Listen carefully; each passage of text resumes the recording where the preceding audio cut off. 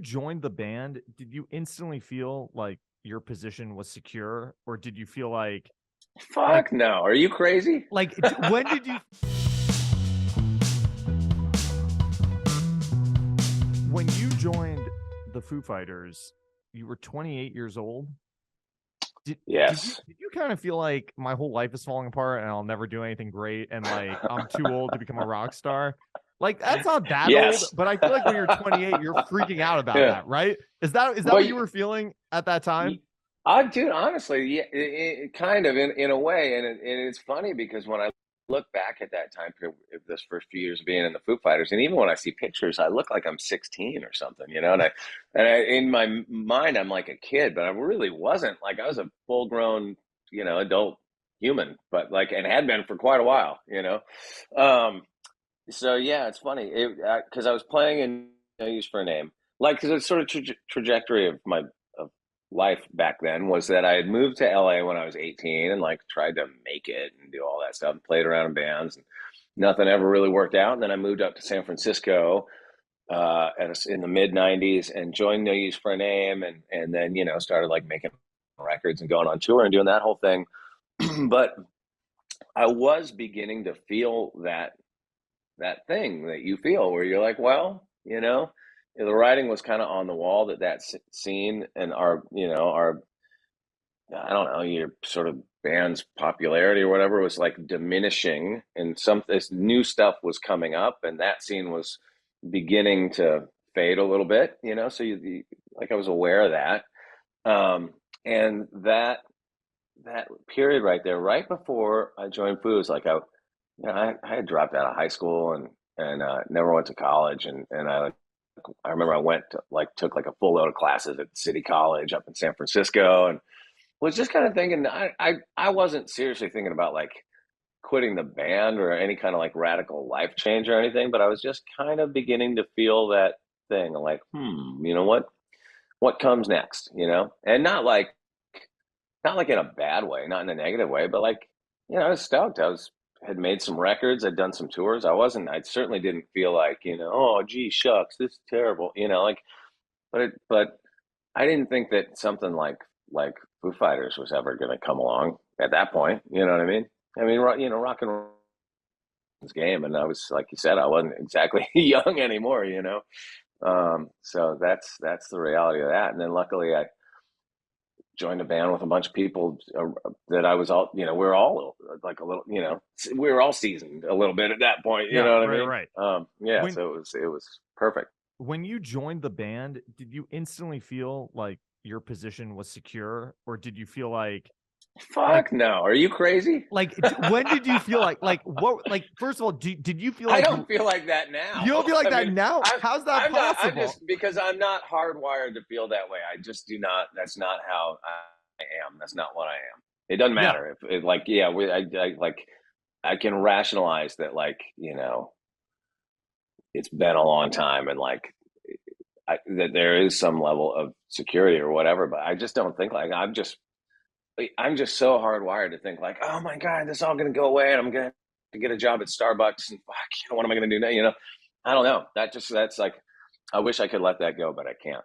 At least you'd be a manager at a Starbucks. You probably wouldn't be working the Yeah, front line.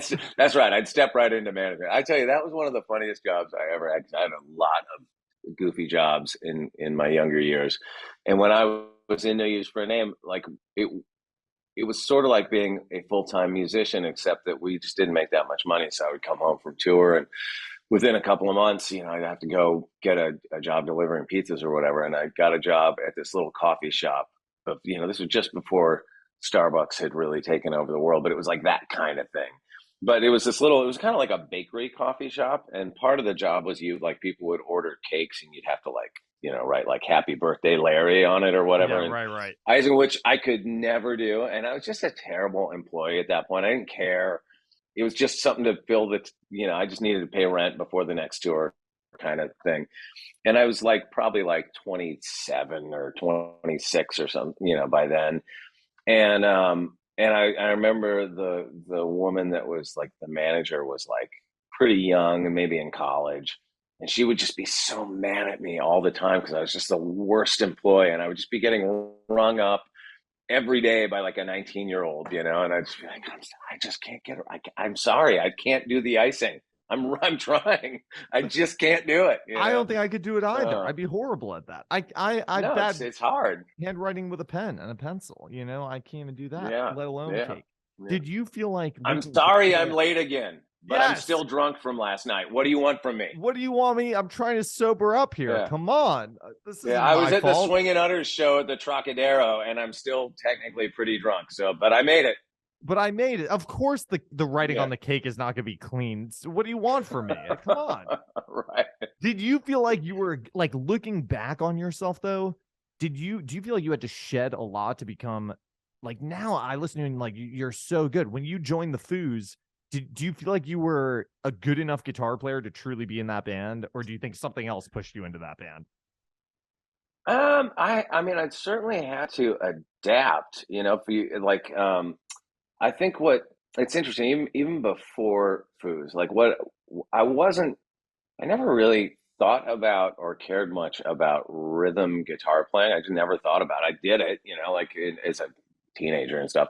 But I was always thought of myself as like wanting to be a lead guitar player, and that was really where my energy went. And so when I joined No Use for a Name, I had to adapt to that, which made me, you know, there were guitar solos in No Use for a Name, but it was, you know, it was a lot of doing all that like really fast stuff. So I had to figure out how to do that and kind of throw myself into that. And then even with the Gimme Gimmes, you know, was I had to work on my rhythm playing. And when I joined Foos, the differences were I hadn't played in a band that was like at those tempos for a while. You know what I mean? So I had to figure out what to do with myself as a player when you're not going all that sort of thing. Because it's more space, you know, in Yeah, your right. playing. And there were like no guitar solos in the Foo Fighters. And you know, this is like coming out of the 90s where like guitar solos had gotten pretty illegal. So just sort of you just had to adapt, you know, focus more on your rhythm playing. And then even like, you know, having some delays and some effects and things and some mellower tones and not having, like we talked about before, that big wall of gain and everything. So it just made me I think ultimately like I I never doubted that I could do it or anything. Like I didn't feel like, oh my God, this is so hard. But it was like the hard part is like learning a whole, you know, 3 albums worth of material and being able to play it confidently, you Yeah. know, and when but it wasn't like, you know, the emphasis in our band has never been on polished perfection. That's not what we are. So there was no expectation of like you have to come in and play this absolutely freaking perfect like the record. It was never that, you know what I mean? Right. And still isn't that, you know. So it's like um, it was always more, you know, just a looser thing than that. Didn't Taylor give you some advice where didn't he say like your job here is to find your own lane, or what did he say, to find Yeah, your own yeah, space in yeah, the band? totally. What Yeah, did yeah, what exactly. did he tell you? It was something like that. I wish I could remember exactly because it was wise words, and I definitely like really tried to apply it. Like he something to the effect like make yourself an asset here, or you know, something like that. Like do something. The basic idea was like you get like what you just said. Like you got to find your own space and hold it down. You know,